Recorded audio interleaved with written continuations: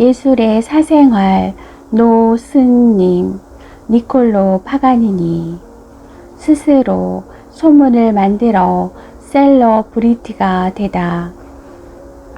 19세기 초 교통의 발달은 음악을 원하는 이들이 있는 곳이라면 어디든 음악가들을 데려다 주었다.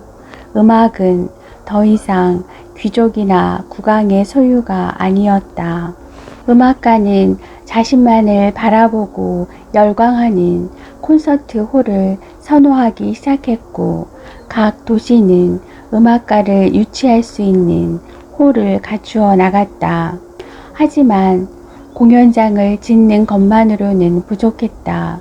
공연의 수지를 맞추려면 더 많은 청중을 불러 모아야 했다. 돈과 예술이 직접적인 관계를 맺게 되면서 예술 이상의 그 무엇, 즉 제3요소가 필요한 시점이 도래한 것이다. 압도적인 성공을 위해서 우선 필요한 것은 합리적인 흥행 수완이었다. 청중이 무엇을 원하는지를 간파하는 예리한 감각이 처음으로 공연 시장에 도입되었다. 바로 이 시기에 혜성처럼 나타난 음악가가 니콜로 파가니니다. 파가니니가 센세이셔널한 음악가였다는 사실은 아무도 부인하지 못한다. 그의 소식은 매일같이 지면을 장식했고 공연장은 물론 그가 묵고 있는 호텔로 몰려드는 사람들을 감당하기 위해 도시들은 파가니니가 방문하는 날을 공휴일로 선포해야 할 정도였다. 파가니니를 쫓아다닌 이유는 무엇일까? 그의 연주가 훌륭했던 건 사실이지만 그것이 전부는 아니었다. 파가니니의 현란하고 자극적인 연주와 연주만큼이나 현란한 무대 매너, 그리고 그보다 더욱 흥미진진한 그의 사생활과 관련된 소문과 맞물리면서 이루어진 흥행이었다. 니콜로 파가니니는 1782년 이탈리아 제노바에서 태어났다. 아버지는 해상 중개업자였고 경제적으로 윤택했다. 음악 애호가인 아버지 덕분에 파가니니는 5살 때 만돌린을 처음 배웠고 7살 때에는 바이올린을 배우기 시작했다. 아들의 재능을 눈여겨본 아버지는 아들을 제노바 극장장에게 데려가 본격적으로 교육을 시켰고 아버지의 스파르타식 교육에 힘입어 11살에 가진 파가니니의 첫 공개 연주에는 대성공을 거두었다. 이 성공을 계기로 파가니니는 18살이 되던 1810년부터 이탈리아 북부를 중심으로 순회 공연을 시작했다.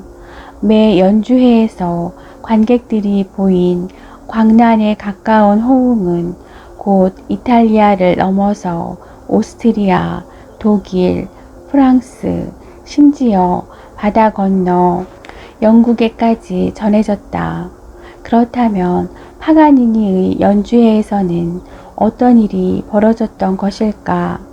기록을 많이 남긴 다른 음악가들과 달리 파가니니 연주의 실체를 검증하기는 몇 배로 어렵다. 악마적 신화와 결합한 당대 기록들은 가십과 루머가 많아 객관성이 떨어진다. 세월이 흘러 그에 대한 과장된 신화가 잠잠해지고 그의 연주를 좀 더 객관적, 과학적으로 들여다보고자 했을 때는 이미 실제 그의 공연을 경험한 증인들이 모두 세상을 뜬 다음이었다. 게다가 파가니니는 자신의 연주 기법을 제자에게 전수시키지 않아서 문헌상의 기록으로 추측할 뿐이다. 그가 타의 추종을 불허하는 기교를 가졌던 것만큼은 분명하다. 그가 남긴 고난이도의 24개의 카프리치오를 완벽하게 연주하는 바이올리니스트는 파가니니 말고는 존재하지 않았다.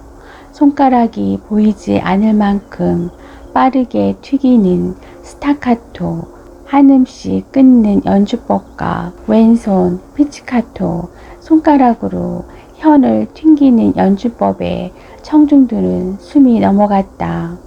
그의 음색은 그렇지 않아도 자극적이었지만 스코르다투라 바이올린 현을 보통과 다르게 조율하는 법을 시도하여 더욱 이질적으로 들렸다. 또한 4개의 현 중 3줄을 잘라내고 한 줄만 가지고 음악을 연주하는 모습은 거의 서커스 묘기에 가까웠다.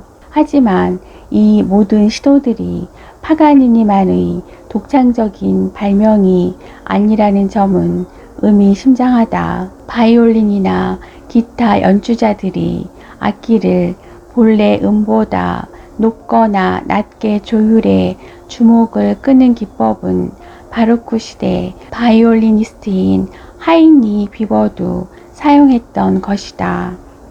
하나의 현으로 음악을 연주하는 묘기 역시 그보다 거의 1세기 전에 바흐가 이미 현 하나로 연주하는 곡을 작곡한 바 있었다. 그럼에도 파가니니의 연주회가 청중에게 더욱 특별하게 다가왔던 것은 다양한 무대 장치와 그만의 독특한 무대 매너 때문이었다. 파가니니는 자신의 연주와 음악성을 더욱 신비롭게 연출하기 위해 기계 장치를 이용해 무덤에서 악마를 일으켜 세우듯 무대에 등장하곤 했다. 삐쩍 마른 체구에 풀어헤친 짙은 검은색 머리와 매부리코, 광대뼈가 두드러진 외모는 정말로 악마와 내통하지 않을까 의심스러울 만큼 우울하고 음산했던 것 같다. 파가니니의 연주회를 찾아왔던 하이네는 당시 그의 인상에 대해 고뇌와 천재와 지옥의 징조를 보인다 라고 증언하기도 했다. 이렇듯 신비롭게 조작된 외적 요소들은 파가니니의 진짜 음악성과 결합하여 믿거나 말거나 부류의 다양한 루머를 양산했다. 파가니니가 활이 아닌 나뭇가지로 연주를 한다. 악보를 거꾸로 올려놓고 연주한다. 오늘은 현 하나만 걸어놓고 연주한다는 등의 온갖 소문을 들은 청중들은 그 모습을 실제로 보려고 공연장에 몰려들었다. 사교적이지 못한 괴팍한 성격과 툭하면 발병하는 우울증, 그리고 비밀에 쌓인 사생활은 파가니니의 비현실적인 이미지를 더욱 강렬하게 돋보이게 해주었다. 파가니니는 여성과의 연분이 끊이지 않았다. 나폴레옹의 여동생이자 루카 공작 부인인 엘리자 보나파르트는 그의 연주를 들을 때마다 까무러치곤 했으며 사회적 체면을 내팽개치고 그에게 열렬한 애정을 보냈다. 그러나 파가니니의 화려한 연애 편력에 가장 뚜렷한 흔적을 남긴 여인은 오페라 가수 안토니아 비안키였다. 사실 그녀에 대한 파가니니의 사랑이 다른 여인보다 애틋했는지에 대해서는 의문이 남는다. 그러나 파가니니는 비안키와의 사이에서 태어난 유일한 아들 아킬레에 대해 거의 맹목적인 부성애를 보였다. 아킬레에 대한 극단적인 애정이 가십화되면서 사람들은 파가니니와 비안키의 관계를 두고 여러 소문을 만들었다. 파가니니는 자신의 신비주의와 왜곡된 소문들을 즐겼던 것 같다. 거짓 루머가 과장되면 과장될수록 그의 연주회를 찾는 청중이 늘어났기 때문이다. 악마적인 신비주의 뒤에 감춰진 파가니니는 실은 매우 세속적인 욕망의 소유자였다. 도박에 빠진 그는 언제나 돈이 필요했다. 사기를 당할지도 모른다는 의심 때문에 늘 입장권을 팔고 있는 매표소에 변장을 하고 나와 감시를 했으며 연주회가 끝나면 바로 은밀한 도박판이 벌어지는 호텔로 향했다. 악마적인 이미지와는 정반대로 그는 로마 교황청과 돈독한 관계를 유지했다. 아버지가 물려준 유산과 음악으로 다져진 명성은 그에게 바티칸으로 향하는 길을 활짝 열어주었다. 교황은 그에게 귀족 자기를 내려주기까지 했다. 이런 야누스와 같은 이중적인 면모를 유지하며 파가니니가 얻은 것은 최고의 흥행과 방탕한 사생활, 그럼에도 불구하고 흔들리지 않는 사회적 신분이었다. 하지만 파가니니는 말년에 이중생활의 죗값을 혹독하게 치렀다. 일단 방종한 생활은 그의 건강을 일찌감치 앗아갔다. 걸어다니는 병원균 그 자체였던 파가니니는 생전에 폐결핵에 매도, 류머티즘, 후두염, 신경장애에 이르기까지 예술가들 사이에서 유행하던 모든 종류의 질병을 복합적으로 앓았다. 40대 중반에는 매독이 악화되어 아랫니가 몽땅 빠졌으며 임종 직전에는 후두염으로 목소리가 나오지 않아 곁에 있던 14살 된 아킬레가 그의 뜻을 대신 전하는 지경이었다. 용하다는 명의를 모두 찾아다녔지만 그는 고향인 제노바에 묻히고 싶다는 유언을 남기며 1840년 5월 27일 58세의 일기로 세상을 떠났다. 파가니니의 불행은 세상을 떠난 뒤에도 끝나지 않았다. 악마에게 영혼을 판 예술가라는 생전의 루머가 그를 무덤까지 쫓아갔다. 인종 당시 곁에 있던 한 사제는 니스의 주교를 찾아가 파가니니가 스스로 악마와 결탁했다고 고백했다고 증언했다. 교황이 친히 친분을 표시했던 이 위대한 음악가는 사망과 더불어 악마의 추종자로 낙인 찍혔으며 그에게 조의를 표하기 위해 울리던 교회의 조종이 모두 일시에 중단되는 해프닝이 바로 그의 사망일에 벌어졌다.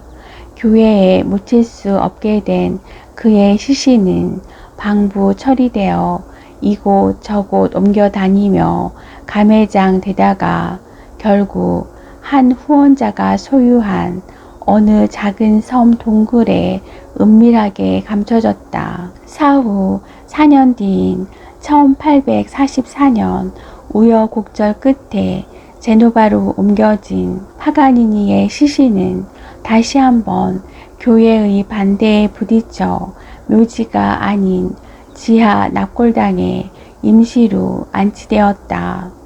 아들 아킬레의 끊임없는 청혼과 뇌물 공세 끝에 오늘날의 온전한 묘지에 안장된 것은 그로부터 30년이 지난 1876년의 일이었다.